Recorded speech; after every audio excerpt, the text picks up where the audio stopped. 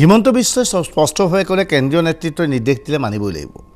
এইখিনি মুহূৰ্তত প্ৰশ্ন হৈছে, আপোনালোকে নিশ্চয় মন কৰিছে, হিমন্ত বিশ্ব শৰ্মাই বিভিন্ন সময়ত এইকেইদিন ঘোষণা কৰি আছে যে আগন্তুক বিধানসভা নিৰ্বাচনত তেওঁ প্ৰতিদ্বন্দ্বিতা কৰে নে নকৰে তাৰ নিশ্চয়তা নাই, তেওঁ নকৰিবও পাৰে। কিন্তু হিমন্ত বিশ্ব শৰ্মাই সঁচাই অসমৰ ৰাজনৈতিক জীৱনৰ পৰা সন্যাস লোৱাৰ পৰিকল্পনা কৰিছে নেকি? আজি আমি এনে এক ৰিপৰ্ট দাখিল কৰিম, যিটো ৰিপৰ্ট প্ৰথমবাৰৰ বাবে অসমৰ সংবাদ মাধ্যমত, বাতৰি কাকততে হওক, টেলিভিজন চেনেলত প্ৰথমবাৰৰ বাবে এই বাতৰি আপোনালোকে প্ৰত্যক্ষ কৰিব, এই বাতৰি আপোনালোকে জানিব। ইয়াৰ পৰা আপোনালোকে ধৰিব পাৰিব যে হিমন্ত বিশ্ব শৰ্মাৰ ৰণকৌশল কি হ'ব। তৰুণ গগৈ কাৰ্যকালত যিদৰে একাংশ কংগ্ৰেছ বিধায়কক আনি প্ৰায় 53জন বিধায়কৰ স্বাক্ষৰ লৈও মুখ্যমন্ত্ৰী হ'বলৈ প্ৰয়াস কৰিছিল আৰু সেইবাৰ হিমন্ত বিশ্ব শৰ্মা ব্যৰ্থ হৈছিল। এইবাৰ হিমন্ত বিশ্ব শৰ্মাই অনুৰূপ কাম কাজ কৰিবলৈ গৈ আছে নেকি বিজেপিৰ মাজত নিৰ্বাচনৰ আগে আগে? হিমন্ত বিশ্ব শৰ্মাই 21 চনৰ পিছত অসমত ৰাজনীতি নকৰে। হতাশাগ্ৰস্ত মানুহ বুলিতো সকলোৱে জানে, তেওঁ বহুত ধৰণৰ কথা কৈ আছে। নেখেলোঁ বুলি কয়, কেতিয়াবা তেওঁ তালৈ দিল্লীলৈ যোৱাৰ কথা কয়। লোকসভাৰ ছিংগুল পেনেলত নাম আনিও তেওঁ দেখোন টিকেট ল'ব নোৱাৰে।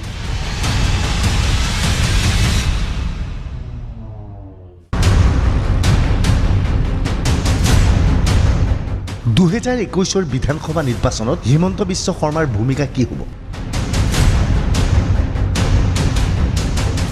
হিমন্ত বিশ্ব শৰ্মা বিজেপিৰ মুখ্যমন্ত্ৰীৰ পদপ্ৰাৰ্থী হ'ব নেকি? নে হিমন্ত বিশ্ব শৰ্মাই সৰ্বানন্দ সোণোৱালৰ বিৰুদ্ধে বিসম্বাদ কৰিব? ৰাজধানী দিছপুৰত এইকেইদিন এই বিষয় লৈ সৰব আলোচনা চলিছে। এই আলোচনা বিৰোধী শিবিৰৰ মাজতো চলিছে। বিৰোধী শিবিৰ নিশ্চিত মুখ্যমন্ত্ৰীৰ পদপ্ৰাৰ্থী হ'বলৈ হিমন্ত বিশ্ব শৰ্মাই এইবাৰ চেষ্টা চলাব। যদিহে মুখ্যমন্ত্ৰী হিচাপে হিমন্ত বিশ্ব শৰ্মাক প্ৰক্ষেপ কৰা নহয়, তেনেহ'লে আৰম্ভ হৈ যাব সৰ্বানন্দ সোণোৱালৰ বিৰুদ্ধে বিসম্বাদ। আৰু এনে এক পৰিৱেশ পৰিস্থিতিত কংগ্ৰেছ AIDFৰ মিত্ৰজোঁটে 2021 চৰকাৰ গঠন কৰিব পাৰিব। হিমন্ত বিশ্ব শৰ্মাৰ সৈতে ঘনিষ্ঠ সম্পৰ্ক ৰখা কংগ্ৰেছৰ একাংশ বিধায়কে ইতিমধ্যে দলৰ মাজত এনেধৰণৰ প্ৰচাৰ চলাইছে। আনকি ৰাজধানী দিছপুৰতো এই বিষয়ে সৰব আলোচনা হৈছে।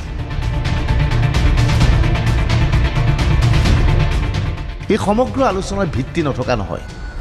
স্বাভাৱিকতে আপুনি জানিব বিচাৰিব, সঁচাকৈ হিমন্ত বিশ্ব শৰ্মাই সৰ্বানন্দ সোণোৱালৰ বিৰুদ্ধে বিদ্ৰোহ ঘোষণা কৰিব নেকি? দিছপুৰৰ খবৰ, সৰ্বানন্দ সোণোৱাল আৰু হিমন্ত বিশ্ব শৰ্মাৰ শিবিৰ সম্পূৰ্ণ পৃথক পৃথক। বিজেপিৰ নেতৃত্বই দুয়োৰে মাজত সাংঘাতিক সমিলমিল আছে বুলি যিমানেই নকওক কিয়, ৰাজনীতিৰ পথাৰত প্ৰকৃততে সেয়া শুদ্ধ নহয়। 2021 অসমৰ ৰাজনীতিৰ পৰা সন্যাস ল'ব নেকি হিমন্ত বিশ্ব শৰ্মাই? 2021 জালুকবাৰী সমষ্টিৰ পৰা হিমন্ত বিশ্বই নিৰ্বাচনত প্ৰতিদ্বন্দ্বিতা নকৰে নেকি? হিমন্ত বিশ্ব শৰ্মা অসন্তুষ্ট হৈ পৰিছে নেকি? ৰ'ব, তাৰ আগতে এই ব্যক্তিজনলৈ মন কৰক। নাম PL সন্তোষ, বিজেপিৰ কেন্দ্ৰীয় গোটৰ সাংগঠনিক সম্পাদক। বৰ্তমান অসমৰ দায়িত্বত আছে এই সন্তোষ। যোৱা মাহত PL সন্তোষ অসমলৈ অহাৰ সময়ত হিমন্ত বিশ্ব শৰ্মাই দুটা টুইট কৰিছিল। সেই টুইটযোগে হিমন্ত বিশ্ব শৰ্মাই আগন্তুক নিৰ্বাচনত প্ৰতিদ্বন্দ্বিতা কৰিবলৈ আগ্ৰহী নহয় বুলি উল্লেখ কৰিছিল। লগে লগে ৰাজনৈতিক পথাৰত এই বিষয়ে সৰব আলোচনা চলিছিল। সন্তোষ যেতিয়া অসমলৈ আহিছিল, নিশাৰ ভাগত হিমন্ত বিশ্ব শৰ্মাৰ বাসগৃহত নৈশ আহাৰ গ্ৰহণ কৰিবলৈ দলীয় নেতাজন গৈছিল। সেই সময়ত দুই পক্ষৰ আলোচনাৰ সময়ত হিমন্ত বিশ্ব শৰ্মাই স্পষ্টভাৱে ইংগিত দিয়ে যে আগন্তুক বিধানসভা নিৰ্বাচনত তেওঁ প্ৰতিদ্বন্দ্বিতা কৰিব নিবিচাৰে। কিন্তু কিয়? ৰ'ব, সেই তথ্য জনাৰ আগতে হিমন্ত বিশ্ব শৰ্মাই কেইদিনমানৰ পূৰ্বে সংবাদমেলত আগবঢ়োৱা বক্তব্য মন দি শুনক। এটা কথা মই আপোনালোকক ক'লোঁ যে কোনে জানে যে মই ইলেকশ্যন খেলিম নে নাই এইবাৰ। That is a million. মই নিজেই নাজানো যে মই ইলেকশ্যন খেলিম নে নাই। গতিকে আপোনালোকে ইমান কেনেকৈ আগত গৈ আছে? প্ৰথমটো এইটো ঠিক হ'ব লাগিব যে মই ইলেকশ্যন খেলিম নে নাই। মইতো একদম নিৰ্মভাৱে এই মাৰ্চলৈকে কেনেকৈ অসমৰ মানুহক সেৱা কৰিব পাৰোঁ সেইটো কামতে ব্যস্ত আছোঁ। য'ত যি আশা আছিলে আৰু অহা সপ্তাহতো এনাউন্সমেণ্ট পাব। মইতো ফিনিচিঙৰ ফালে গৈ আছোঁ যে যিমান পাৰোঁ কামবিলাক কৰি চেছ কৰি থওঁ। ইলেকশ্যন মই উঠিম, চব মানুহ এটা থাকেতো, গতিকে মোৰ লগত বহুত কথা আছে। মই নিজে ইলেকশ্যন উঠিম নাই, that has to be decided by the party or by my family. এইটো এনেকুৱা নহয়, এইটো ইয়াত পাক আছে। হিমন্ত বিশ্ব শৰ্মাই কৈছে তেওঁ নিৰ্বাচন খেলে নে নেখেলে তাত এক পাক আছে। কিন্তু কি এই পাক? হিমন্ত বিশ্ব শৰ্মাই নিৰ্বাচন নেখেলাৰ যুক্তিযুক্ততা ক'ত? নকলে হ'ব হিমন্ত বিশ্ব শৰ্মা অবিহনে বিজেপি চৰকাৰখন অসাৰ। এনে এক পৰিৱেশৰ সৃষ্টি হৈছিল কংগ্ৰেছ চৰকাৰৰ আমোলতো। নিৰ্বাচনৰ প্ৰাক মুহূৰ্তত হিমন্ত বিশ্ব শৰ্মাই প্ৰতি সপ্তাহে নতুন নতুন আঁচনি ঘোষণা কৰিছে। তাৰ পিছতো হিমন্ত বিশ্ব শৰ্মাই নিৰ্বাচন খেলা নেখেলাৰ সৈতে পাক জড়িত আছে বুলি কোৱাৰ উদ্দেশ্য কি? কেনেধৰণৰ পাক জড়িত আছে যাৰ বাবে হিমন্ত বিশ্ব শৰ্মাই নিৰ্বাচনত প্ৰতিদ্বন্দ্বিতা নকৰাৰ কথাও আনুষ্ঠানিকভাৱে ঘোষণা কৰিছে? হিমন্ত বিশ্ব শৰ্মাই কিহৰ পাকৰ কথা কৈছে? হিমন্ত বিশ্ব শৰ্মাই নিৰ্বাচনত প্ৰতিদ্বন্দ্বিতা নকৰাৰ ইংগিত কিয় দিছে? কি ৰাজনৈতিক পাকৰ বাবে হিমন্ত বিশ্ব শৰ্মাই নিৰ্বাচন নেখেলাৰ ইংগিত দিছে?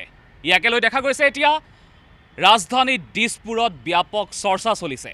সৰ্বসাধাৰণ ৰাইজ এই ৰাজনৈতিক পাকৰ বিষয়ে জ্ঞাত নহয় যদিও হিমন্ত বিশ্ব শৰ্মাৰ যিসকল ঘনিষ্ঠ তেওঁলোকে জানে হিমন্ত বিশ্ব শৰ্মাই কি কৰিবলৈ ওলাইছে। প্ৰায় 20টা বছৰ ধৰি দিছপুৰত ৰাজত্ব চলাই আছে হিমন্ত বিশ্ব শৰ্মাই। হিমন্ত বিশ্ব শৰ্মা সৌভাগ্যৱান। কংগ্ৰেছৰ বহু নেতাই 15 বছৰ ৰাজত্ব কৰাৰ পিছত বিৰোধীৰ শিবিৰত বহিবলগীয়া হৈছিল। কিন্তু হিমন্ত বিশ্ব শৰ্মাই সঠিক সময়ত কংগ্ৰেছ এৰি বিজেপিত যোগদান কৰিছিল,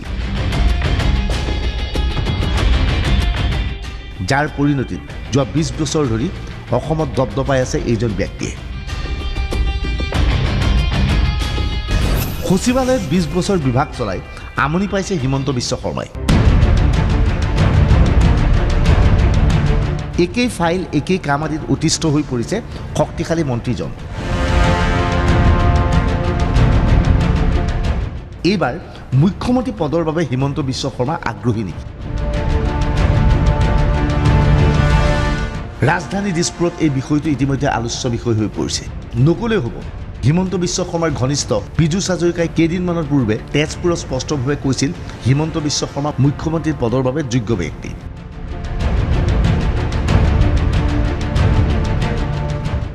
হিমন্ত বিশ্ব শৰ্মাই নিৰ্বাচন নেখেলি বুলি কোৱাৰ লগে লগে বহু বিধায়কে মুকলিভাৱে হিমন্ত বিশ্বৰ সপক্ষে থিয় দি নিৰ্বাচনী যুদ্ধত অৱতীৰ্ণ হ'বলৈ আহ্বান জনাইছিল। পীযুষ হাজৰিকাই কিয় এনে ইংগিত দিছিল? পীযুষ হাজৰিকাই বুজাব বিচাৰিছিল নেকি 2021 নিৰ্বাচনৰ মুখ্যমন্ত্ৰীৰ পদপ্ৰাৰ্থী সৰ্বানন্দ সোণোৱাল নহয় বৰঞ্চ হিমন্ত বিশ্ব শৰ্মা? তৰুণ গগৈৰ কাৰ্যকালত দ্বিতীয় স্থানত আছিল হিমন্ত বিশ্ব শৰ্মা।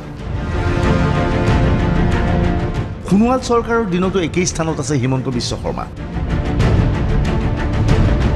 হিমন্ত বিশ্বক বহুতে 2021 মুখ্যমন্ত্ৰীৰ প্ৰাৰ্থী হিচাপে বিচাৰে। কিন্তু বিজেপি নেতৃত্বই হিমন্ত বিশ্বক মুখ্যমন্ত্ৰী হিচাপে প্ৰক্ষেপ কৰিবনে?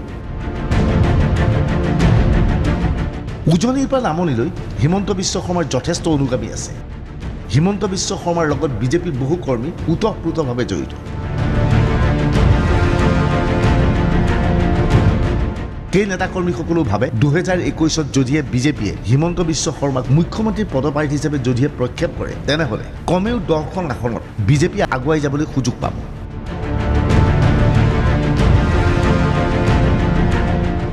হিমন্ত বিশ্বই দিনে নিশাই নিৰ্বাচনী প্ৰচাৰ চলাই এক ঢৌৰ সৃষ্টি কৰি দিব পাৰিব।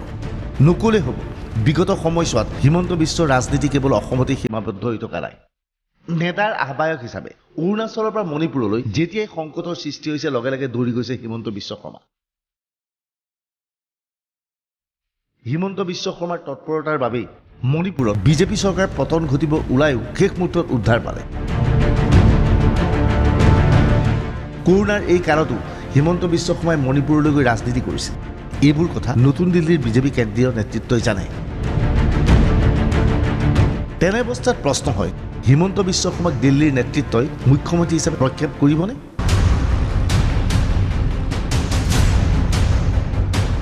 লোকসভা নিৰ্বাচনৰ সময়তে অসমৰ ৰাজনীতি এৰিব বিচাৰিছিল হিমন্ত বিশ্ব শৰ্মাই।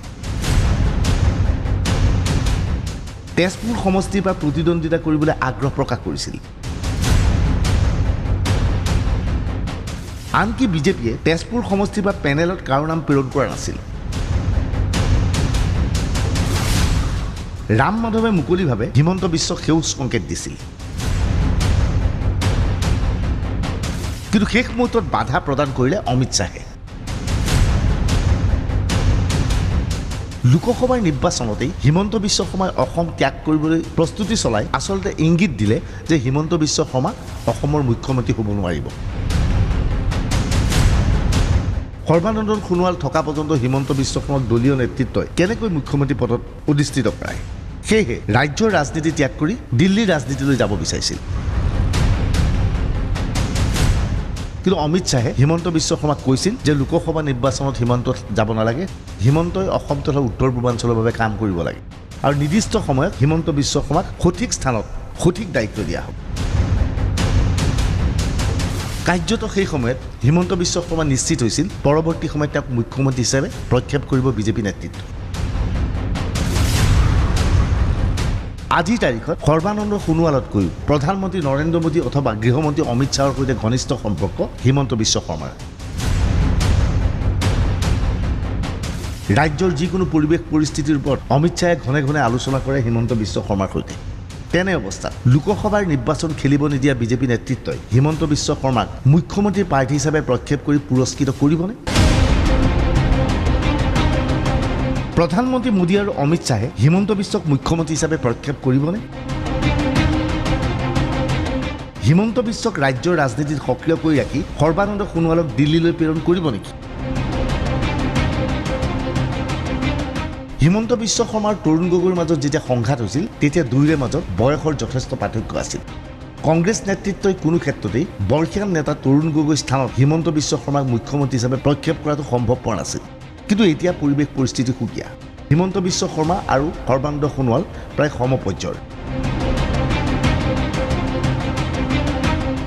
তেনে পৰিৱেশ পৰিস্থিতিত সৰ্বানন্দ সোণোৱালক কেন্দ্ৰীয় মন্ত্ৰী হিচাপে দায়িত্ব দি হিমন্ত বিশ্ব শৰ্মাক মুখ্যমন্ত্ৰী প্ৰাৰ্থী হিচাপে প্ৰক্ষেপ কৰিব পাৰে বিজেপি নেতৃত্বই।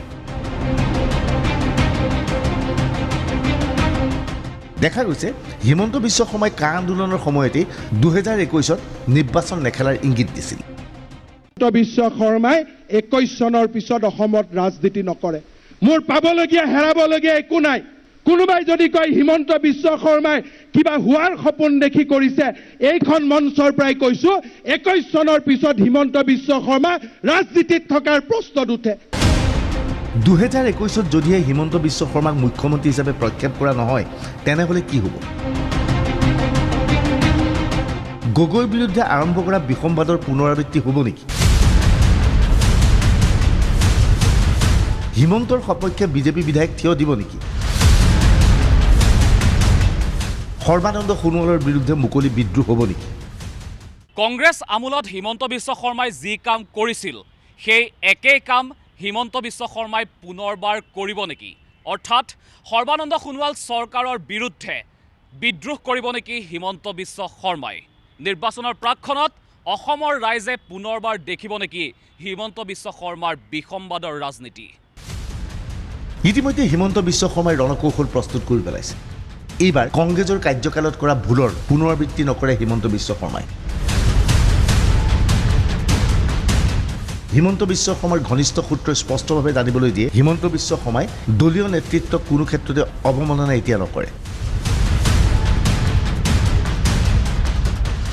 হিমন্ত বিশ্ব এতিয়া মানসিকভাৱে প্ৰস্তুত হৈ আছে যিকোনো পৰিৱেশ পৰিস্থিতিৰ সৈতে মুখামুখি হ'বলৈ। মুখ্যমন্ত্ৰী হিচাপে প্ৰক্ষেপ নকৰিলে হিমন্ত বিশ্বই 2021 নিৰ্বাচনত প্ৰতিদ্বন্দ্বিতা নকৰে। কিন্তু পূৰ্বৰ দৰে বিজেপি চৰকাৰ অনাৰ বাবে ব্যাপক হাৰত প্ৰচাৰ চলাব। এইবাৰ পূৰ্বৰ দৰে বিসম্বাদৰ ৰাজনীতি নকৰে হিমন্ত বিশ্ব শৰ্মাই। চৰকাৰ গঠন হোৱাৰ পিছত দিল্লীলৈ যাবলৈ প্ৰস্তুতি চলাব। কেন্দ্ৰীয় নেতৃত্বই বিচাৰিলে ৰাজ্যসভাৰ সদস্য হিচাপে দিল্লীলৈ যাব হিমন্ত বিশ্ব শৰ্মাই। হিমন্ত বিশ্ব শৰ্মা নিশ্চিত, যদিহে দিল্লীলৈ তেওঁ যাব পাৰে তেনেহ'লে কেন্দ্ৰীয় নেতৃত্বই গুৰুত্বপূৰ্ণ কেন্দ্ৰীয় মন্ত্ৰীৰ দায়িত্ব দি হিমন্ত বিশ্ব শৰ্মাক সন্মান জনাব।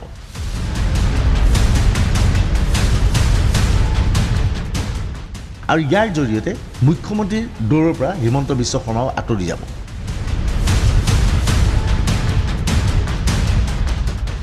কিন্তু প্ৰকৃততে দিল্লীলৈ সৰ্বানন্দ সোণোৱালক নিয়া হ'ব নে হিমন্ত বিশ্ব শৰ্মাক নিয়া হ'ব, সেয়া 2021 নিৰ্বাচনৰ প্ৰাক মুহূৰ্তত স্পষ্টভাৱে অসমৰ জনসাধাৰণে জানিব পাৰিব।